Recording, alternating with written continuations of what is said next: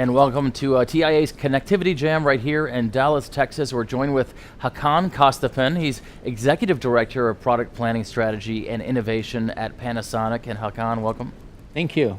Well, thanks for being here. Glad to be here. Well, thanks for being here. I had a pleasure of listening to one of your presentations online just a couple of days back. I want to get into some of the things that you presented and that you said in that presentation. But before that, we had one of your colleagues give a presentation here at TIA's Connectivity Jam, Don, about customer engagement, fan engagement in stadiums, and prior to arriving to the stadium and then after leaving the stadium even.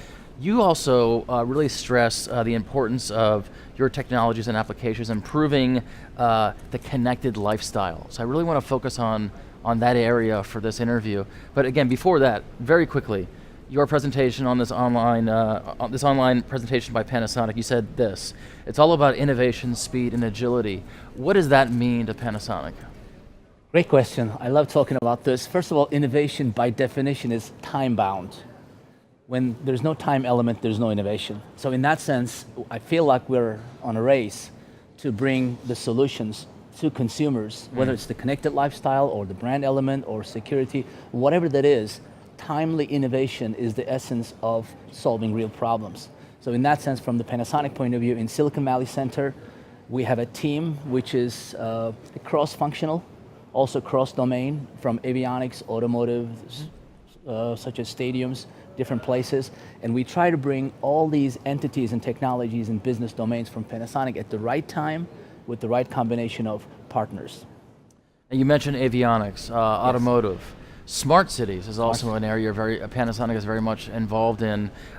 Tying it back to the connected lifestyle, how do you tie those three areas together? Well, first of all, when you look at our lives, each of us, as far as what we call the connected lifestyle, we have too much information we don't know how to process, for all of us. And then you add the time, space, and place into this. Where are you? What time is it? What's the function? And so on and so forth. So it becomes very contextual. It's this big question of connecting information with the people at the right time and converting them into actionable elements. So in that sense, when you look at Panasonic, all the domains we have, all the contextual places we have, specifically in North America, from avionics, automotive, such as stadiums, as Don talked about this morning, all the way up to smart cities, we as Panasonic are working with many partners to connect the dots. As you connect the dots now, the solutions, interesting solutions really come about. So I think that's where the Panasonic focuses on now, more B2B2C solutions. I was just going to even bring that up. Tell me more about this transition, because in the traditional sense, you were B2B, now you're B2B to C. Sure. Can you sort of illustrate that for our viewers and make more sense of what that means? Sure. Now, make no mistake, in some regions we're B2C, some regions were more B2B, some regions were B2B2C, and some regions were B2B to B2C. Right. So at the end of the day, there's always a consumer. But the reality is B2B relationships require more intimate relationship with the partner. So in that sense, what I'm excited in Silicon Valley, when you look at that, every entity in Silicon Valley, and I'm so happy McDonald's has an innovation center. So car makers have innovation centers. So when you look at this as an incubation hub, and of course Panasonic footprint really globally, as we have these B2B relationships, we do create much more synergies. For example, public knowledge, we have a partnership with IBM, and they have the cloud intelligence, Watson, we have the edge devices intelligence. So how do we bring them together in these contextual places? And I think that's where things are moving into, really bringing solutions together with partners.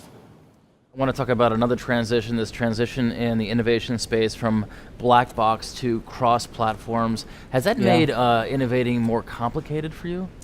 I would say yes and no. It's a very complicated question. The black box technologies require lots of investment, there's no question. But now, when you look at the world, from the technology, business, or even the capital point of view, the difference is kind of going away. So from our point of view, we still do black box technologies, specifically on energy, the batteries, a lot of core technologies. But now the focus is more into how do we bring these black box technologies, rather than selling them as a black box, bringing them into solutions with the B2B2C partners. So that's a little bit of a mind shift from the Panasonic point of view. We used to do all the R&D ourselves. We have lots of patents, but now we have to think how we bring in other innovation elements from outside and partners and focus on timing, which was your first question earlier on. Now, so again, back to the connected lifestyle. So media on airplanes, voice command in, Sure. on automobiles, and now, who knows what we're going to see in Sure. smart city space from Panasonic. Again, why this hyper focus on the connected lifestyle with you guys? Well, I think the devices we have, as you ask anybody today, mobile phone is the most important thing. But we see more into things that are wearable. Also in Silicon Valley, there's a lot of talk about the plantables. So we're going to be much more connected, specifically in these certain maybe spaces, such as airport. And when you look at the airport from the security point of view, to airline point of view, the efficiency, or things you need at the airport as shopping, entertainment, relaxing, lounge access, and all those, there's so much activity going on from the relationship from the B2B customers.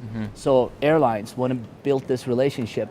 When you think about the car makers, want to build that relationship. And that's the only way the connected brand relationships or connected lifestyle will be balancing more.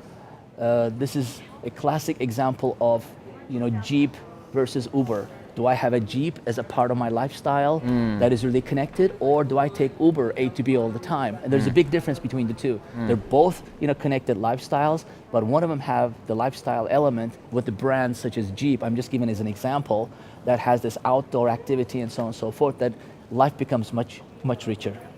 It's always good to listen to presentations by Panasonic, and I'm not trying to toot your horn here, this is Sure. true, because you always start talking about the application of something, you Yeah. sort of reverse engineer from there. Absolutely. And I noticed that's very consistent with with not just you, No, Don as absolutely. well, and everyone at Panasonic. Absolutely, absolutely. I mean, I mean, is obviously, that intentional, or? I would say that's part of the culture. When you look Yes. at the founder, Konosuke Matsushita serving, but that goes back to Japanese culture too. At the end of the day, I've been Panasonic for 13 years. What I like the most is anything we do on the technology and the business side, the first question that I was asked is, what's the value for the end user? What's the value for the partner? So when you look at that as far as adding value as a solution, then it becomes the essence of the culture and the company. And I think as we do this, we have to collaborate more, and that's why these kind of events by TIA is so important, bring this kind of collaboration really together. Hakan, good talking to you. Likewise, thank you.